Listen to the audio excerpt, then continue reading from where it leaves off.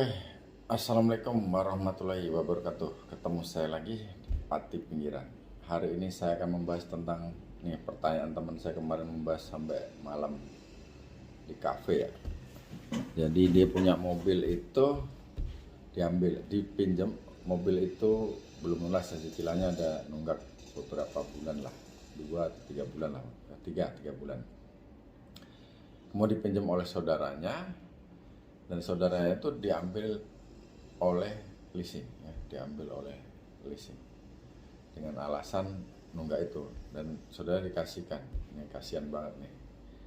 Waduh, belum pernah melihat video sebelumnya tentang bagaimana langkah-langkah kita apabila mobil nunggak ya dan diambil oleh paksa. Ini jangan sampai terjadi ya pada teman-teman. Jadi diambil tanpa surat apapun oleh debt collector. Ya, ini adalah suatu pembodohan ya. Kita mesti harus sedikit belajar bahwa leasing itu tidak bisa melakukan penarikan langsung kendaraan di lokasi tanpa putusan pengadilan, kecuali ada sertifikat jaminan fidusia. Bisa dibahas nanti lain khusus. Jadi ceritanya langsung diambil, kemudian dibawa ke leasing, mau diambil lagi sudah banyak sekali, ada biaya macam-macam ya, ada penalti, biaya keterlambatan, sehingga memberatkan konsumen. Jadi teman-teman, kalau udah kejadian seperti ini ya, ada beberapa cara atau langkah yang harus dilakukan. Yang pertama, melaporkan kepada polisian terdekat segera, supaya barang bukti segera bisa diamankan, karena kalau udah hilang nanti akan repot barang buktinya. Tentu dalam perkara ini tentu material yang penting, karena mobil atau motor itu bisa diamankan dulu supaya nggak hilang. Tapi sebelum saya lanjut tadi, bahwa sebetulnya masalah ini kan masalah wan prestasi utang piutang.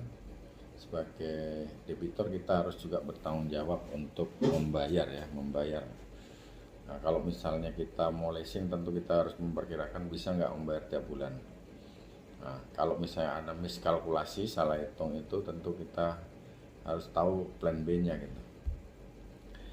Jadi kalau udah terjadi seperti itu, ditarik dengan paksa pada saat dikendarai orang lain maupun kita sendiri, langkah pertama kalau memang dia lakukan dengan cara kekerasan, melaporkan kepada kepolisian ya, segera dengan pasal pemerasan ya, perampasan ya, 368, karena dia merampas di jalan, tentu tidak melalui prosedur, tidak melalui tahapan-tahapan ya, negosiasi dan lain sebagainya, sehingga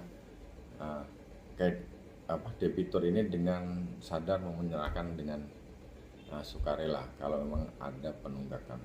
Yang kedua, bisa dituntut secara perdata ya. Perdata digugat, dan ini banyak yang nuntut perdata dan akhirnya menang. Dia bisa mendapat ganti rugi, dan sehingga kerugiannya tidak bisa dibayar oleh perampas tadi ya. Yang ketiga, tentu kita bisa mencari dukungan dengan badan perlindungan saksi atau lembaga perlindungan konsumen di kota-kota di sekitar tempat tinggal teman-teman semua. Pasti ada itu lembaga perlindungan konsumen untuk memfasilitasi perkara ini gitu, atau menjadi penengah atau memutuskan. Jadi kembali lagi, kalau memang dia memaksa tanpa ada surat dilakukan debt collector, bisa dilaporkan ini segera supaya bisa dicari tuh barang buktinya, tersangkanya melakukan perampasan tadi.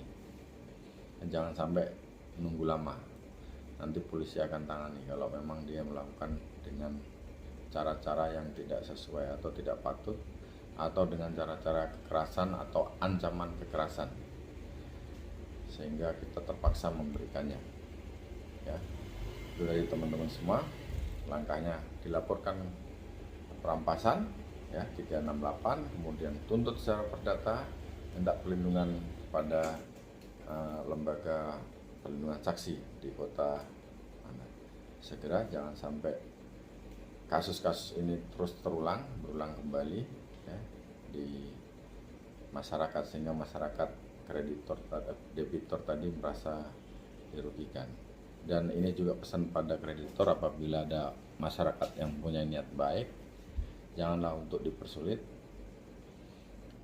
Misalnya tambahan-tambahan biaya yang tidak masuk akal tadi, sehingga akad kredit tadi yang sebelumnya sama-sama mempunyai niat baik melakukan transaksi jual beli ternodai hanya karena aturan-aturan yang kurang pas yang merugikan konsumen.